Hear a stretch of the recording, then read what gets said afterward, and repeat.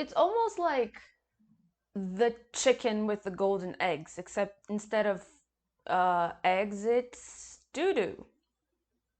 That's excellent world building. Hi, hello, how's it going? It's Lo. I did a little vanishing act there, haven't I?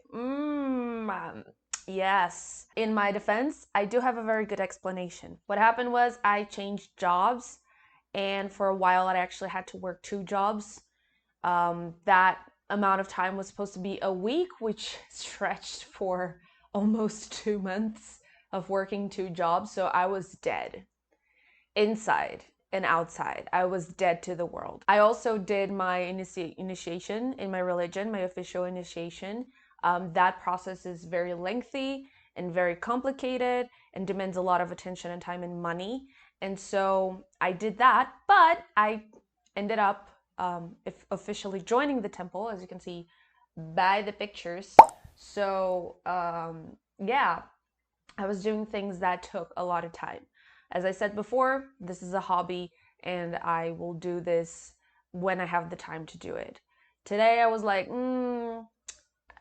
I really want a nap, but I slapped some makeup on my face and I'm here. But my new job is actually really cool. I'm no longer working with unions, thankfully, because it is, as Crazy Ex-Girlfriend once said, human rights law. No money, no money. I'm still working as a human rights attorney pro bono, which means I don't charge for it, but and so I'm still working for some specific cases, but not something that I'm doing full time anymore.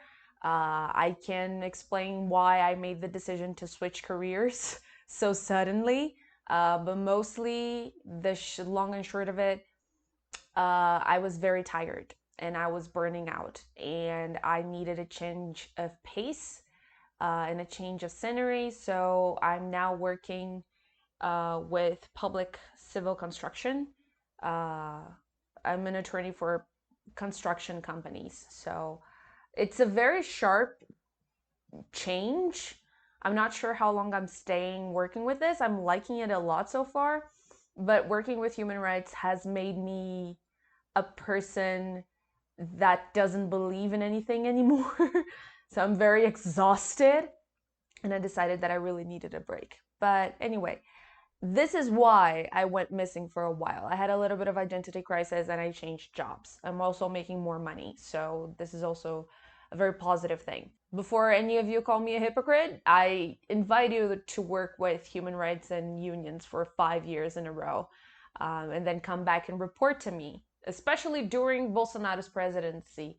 Then I want you to come back and report to me if you think that I was weak for literally freaking the fuck out and finding another job. Anyway, we're not here today to talk about my disenchantment with working with human rights during the Bolsonaro presidency, which led me to have several mental breakdowns in a row and also spend a lot of money on medication every month. Don't be a lawyer. I'm serious, it really sucks. We're here to talk about continue on the series of the fae porn that I read during my break, because during my break I reread this silly little book series called the Plated Prisoner series. The Plated Prisoner series is a series that is a TikTok and BookTok darling for two main reasons. One, it's about fae. Two, there is porn, and that is pretty much it. And so you might be thinking, of course, Lou is talking about it. Of course, Lou hates it because there is all the ingredients to a thing that I would usually hate. And you were right, but here's the thing. I don't hate this series, actually. It's not like a From Blood and Ash situation where I don't hate From Blood and Ash, because when I read From Blood and Ash, I realized pretty early on that I was going to read about vampires fucking. And so I decided to turn off my brain. And I enjoyed the book because I completely decided that I was not going to have a brain while reading it. And thus, my experience was fully enjoyable because I didn't think too hard about it. To be fair, I didn't think about it at all. But the Plated Prisoner series actually has some really interesting conversations. And The thing is it weird as fuck? Yes, it's weird as fuck. It's extremely weird. Don't get me wrong. But beneath the very thick layer of weirdness, there is also like some very interesting conversations to be had. And so we're going to talk about it today for everyone's delight. So let's read the synopsis of GILD, which is the first book in the series. Gold. Gold floors, gold walls, gold furniture, gold clothes. In High Belv, in the castle built into the frozen mountains, everything is made of gold, even me. King Midas rescued me, dug me out of the slums and placed me on a pedestal. I'm called his precious. Precious! His favored. I'm the woman he gold touched to show everyone that I belong to him, to show how powerful he is. He gave me protection and I give him my heart. And even though I don't leave the confines of the palace, I'm safe. Until war comes to the kingdom and a deal is struck. Suddenly my trust is broken. My love is challenged, and I realize that everything I thought I knew about Midas might be wrong. Because these bars I'm kept in, no matter how gilded, are still just a cage. But the monsters on the other side make me wish that I'd never left. So basically, this is a story of Oren, I think that's how you say her name, who is the prodigy, let's put it like that, of King Midas.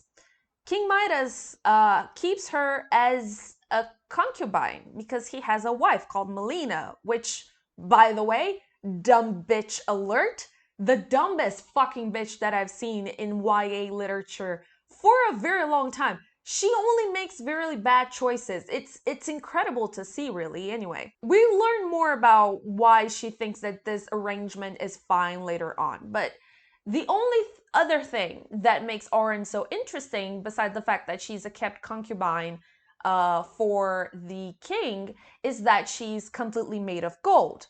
Every part of her body is gilded. So every part of her body, every part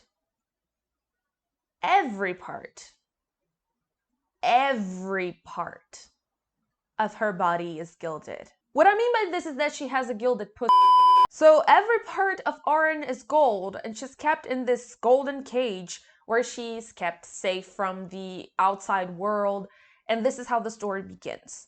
Eventually, King Midas goes to war, and for some goddamn reason, which I'm sure it's explained in the book, I just never understand it. I never understood it, and I didn't understand it the first time that I read it, and I didn't understand it on a reread. He decides to take all of his concubines with him, which is priorities, I guess? Because Oren is not the only concubine. He has a harem. No, that's another thing. Basically, he has a bunch of ladies that he fucks. I'm not sure how to pronounce that word in English because I don't respect the English language. Which, by the way, the concubines part was a little unnecessary, I will say, but we're gonna get to that. And anyway, shit happens while they're traveling, and she's forced to see that maybe this gilded cage that she's kept in is not so good after all. You know, being kept locked from the outside world, under the whims of a single man is not ideal. Maybe. But anyway, that's the premise of it. And thus we have the Plated Prisoner series. So let's begin with the shit that I thought was really weird. First things first, I'm not gonna lie, the first book in the series, it's a downer. It's a chore to get through. It's not the best. Nothing really happens. They're just really moving, and what happens just seems gratuitous and super weird. Like, I get that it's meant to establish the environment and establish the plot and establish the world building, but it's just like everything that happened in the first book could have been condensed and joined with the second book. There wasn't a necessity. And I think that this is a problem of, because this book was originally self-pubbed, if I'm not mistaken. And I think that this is one of the issues because sometimes when you self-pub a book, this power of synthesis, of getting to the point of the story in order to make it flow better, it might be lost if you don't have a whole team behind you. There are a lot of moments in the book where things just seem to happen because they are there for shock value, like the concubine thing. the book opens right at the beginning of the book. It opens with an orgy. And like Oren is sitting inside her cage watching the guy that she loves being railed by a ton of women. And it's like, okay, I get it that it's meant to set the tone, but also like, why? That was weird. The themes of the book are being laid here in the first book in a way that is very awkward. And the world building is just so weird. Like, Oren is made of gold. She's golden, but she goes through great lengths to say that, like, the white of her eyes and her teeth are not gold. And so I'm like, okay, I have just so many questions about her biology. It's written in a way where it makes very clear that she has a golden vagina, but it's also doesn't answer any of the questions that I have. Like, is the food that she eats turning into gold? Does she cry gold? Are her body fluids made of gold as well? Is like what happens inside of her stomach or if the food that she eats becomes gold? Like, the question that I'm asking here, truly, is does orange shit gold? Because if yes, that's objectively very funny. These are the pressing questions that I had while reading the first book in the series.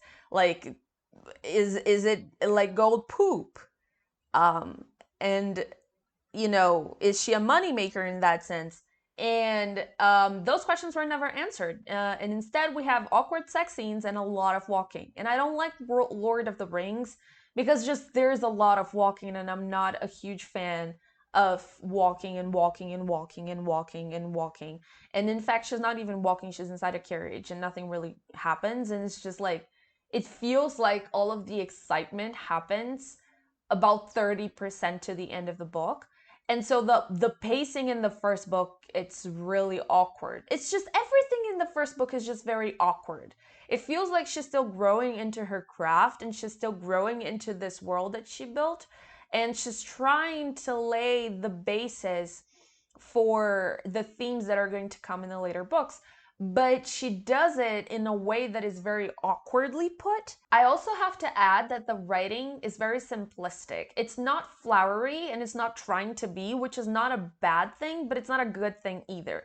Like, it's not beautiful writing. It's not writing that sticks with you. It's awkward. It's not awkward, it's just simple. It's like oatmeal. It's very basic writing. Anyway, it might seem that I don't like the book, and it's not that. It's just that the first book is really awkward. But then we get to the second book and the sequels, and boy, do things do a 180. I don't know what happened between book 1 and book 2, maybe, but she got an editor or something, but something happened, like a breath of fresh air, like this just source burst of inspiration. And then the story picked up in a way that I was shook and I was addicted to it. From the second book onwards, we're not just following the story of this silly little girl who lived in this. We're not doing that. We're talking and we're reading a story about abusive relationships. Abusive romantic relationships. And I feel like this is a topic that a lot of books try to do. The first one that comes to mind is A Court of Thorns and Roses, where from book 1, where Tamlin was the best, to book 2, Tamlin just became a huge asshole. And it makes no sense because it fundamentally misunderstands what abuse is about. Abuse is not something that you can be saved from. Abuse is a situation that you walk into. I think that the Plated Prisoner series does this in a way from the book 2 onwards, where it examines so many aspects of why we are abused and why we find ourselves into abusive relationships. It explains the backstory of Oren so well, to an extent that Oren it's understandable why she would end up with this guy. Either authors just do this weird 180 where characters suddenly become abusive assholes, instead of gradually building a character to be abusive, to be a narcissistic abuser, which is the case of the books. It's a very clear case of a narcissistic abuse that she goes through, and the author builds this character in a way where you begin to, it's sort of like you are in Aren's mind as the abuser stops being idolized and you begin to see them for who they really are. And this is a very painful process, and we follow along with the pain that Aren feels and the guilt that she feels for not thinking about him as her protector, as this man who is the sun in her life. She's not thinking that way. But at the same time, the book does a really great job at explaining why she would be in such a position of frailty, such a position of fragility, that this man could swoop in and just like sink his jaws into her vulnerability. I know that I was talking about the porn and the weirdness and the strangeness and how awkward the first book is, but I truly believe that the Plated Prisoner series is one of the best series that actively deals with overcoming abuse. And there's just so much to explore, and the imagery of it is so interesting, to the point where the awkward world building doesn't really make me not like the series anymore. Because, and here's gonna be a little bit of a spoiler, okay? Basically, if you don't want to hear this, because if you want to read the book, skip to the time frame that I'm gonna put around here. But I think that the moment that crowns just how perfectly the author captures what it's like to be abused is when we find out that who has the golden power, the power to gild things, is not Midas, is Aren. Aren is the one who is powerful. And this man made her be afraid of her own power, made her be resentful of her own strength. And that allowed him to control her to the point where he could achieve the amount of prestige and power that he had because of what she has made for him. And she is not even able to realize in the beginning that he is what he is because of what he took from her. She is only grateful that he allows her to be in a place where she's safe because she has been thoroughly abused by other people in her life as well. And so it highlights so well the cycle of abuse, just how when you are in a position of being fragile, when you are a person, especially a person like Aren, who was different and who stood out, that person can be abused in ways that make them more vulnerable for other abuses. And so the cycle of abuse continues on. And I feel like this was written and I keep comparing this with A Court of Thorns and Roses, because A Court of Thorns and Roses wanted to tackle this topic, but did so in a way that was very shallow. Out of nowhere, Tamlin became this huge asshole, and we're like, there is no build up to that. It feels like abuse is just something that appears out of nowhere, and you're like, oh my god, how couldn't I have seen that he was an abuser? No.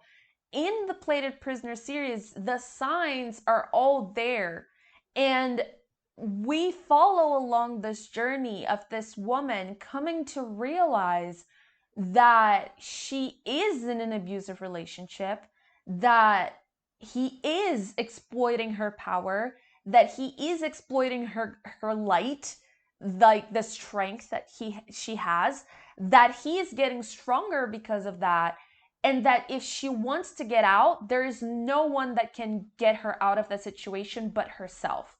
And I think that this is probably the most interesting part about the book, because there is no one who comes to save Oren. There is no, even like Rot Daddy, like Celine calls him.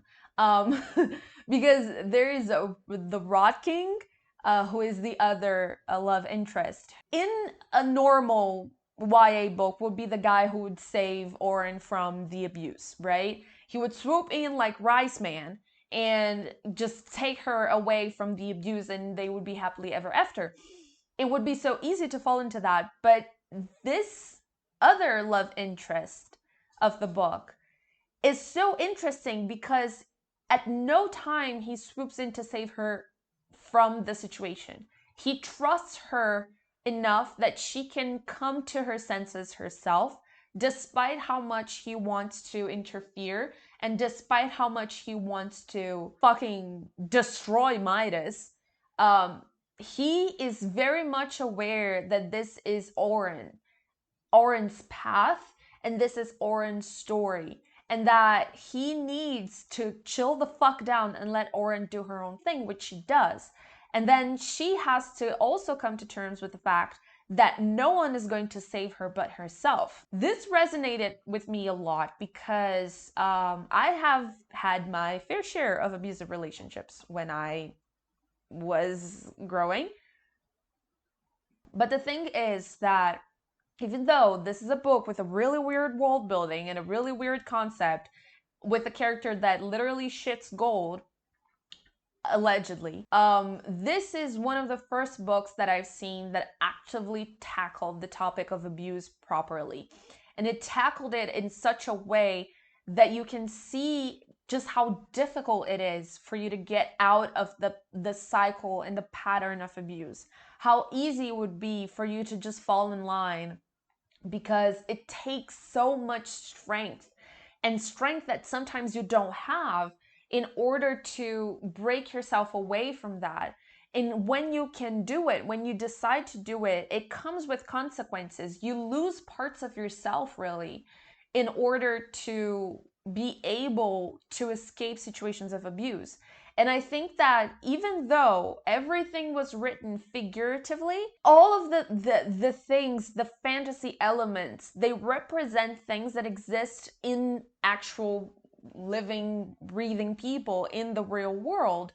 And so I feel like it writes a story that is able to resonate with so many people, especially women, and especially women who have been in abusive relationships, to see themselves empowered in this path.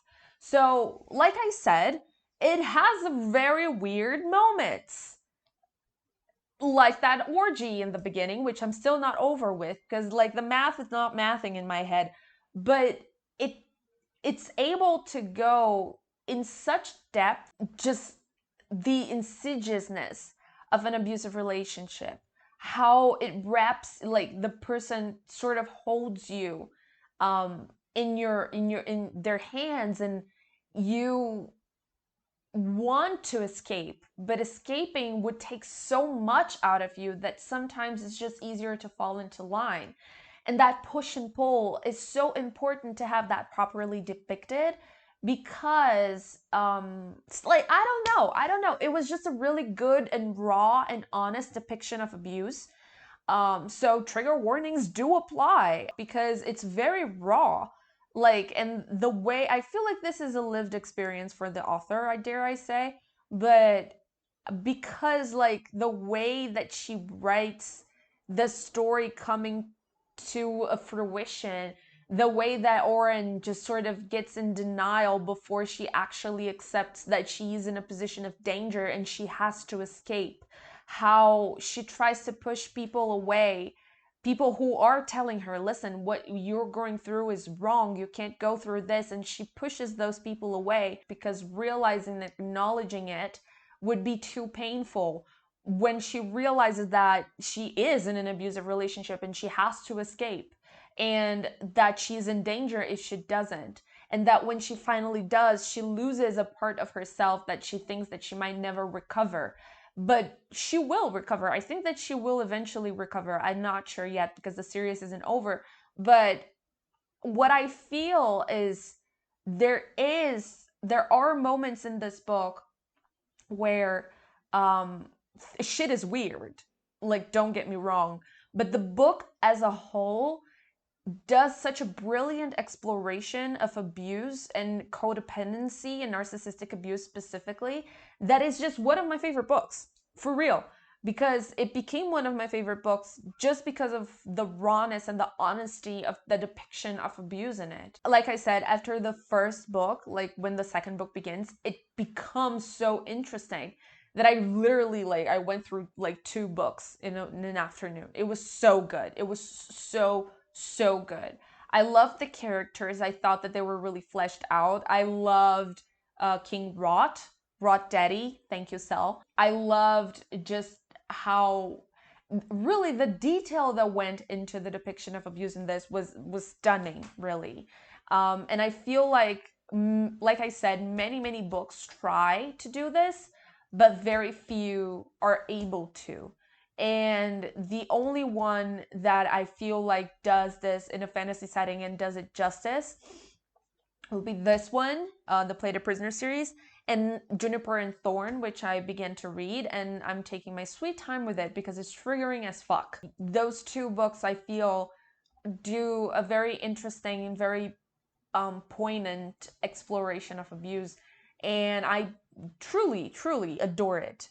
I really like it. I think it's interesting. I think it's entertaining, and I think that it's able to do some interesting conversations and pull up some interesting conversations because like the way that Midas talked, the manipulativeness of his words, the way that he's it gives me he sounded like my ex. It was so surreal. My ex actually showed up on the front of the newspaper asking for a coup, which was an interesting development, and I probably should have seen that one coming. But he sounded like all of my abusive exes. He sounds exactly like what they would say to me. Like, you would do this if you love me. Like the manipulation, the insidiousness, the viciousness when they don't get their way. It's so fucking accurate. It's bizarrely accurate. And so if you're looking to read some weird stuff, but you're also looking for some interesting explorations of abuse, something that is very cathartic actually to read, then I highly recommend the Play the Prisoner series. I had a great time reading it, and I cannot wait to see what the author is going to do with the book next. Anyways, this was a shorter one, I think. Yeah, this is going to be a shorter one, but I just wanted to put something out there and discuss this book because I really liked it. And on a reread, I was able to catch even more details that I'd lost the first time about the depiction of abuse and just how detailed and careful it is. So yeah, I hope that I'm not gonna take so much time to record a video next. Hopefully. If you like this video, you can always buy me a coffee on Ko-fi, where you can also commission me to do beta reads, sensitivity reads, and reviews. You can also join my Patreon, where you can get updates and pictures of cats. Let me see if she will let me pick her up. Let's see. Olha quem veio! Olha quem veio! Everyone, this is Maria Padilha. She is my cat, my new cat. Yes, I have 2 black cats now. She's not a huge fan of the camera, and she's not a huge fan of me in general, but there she is.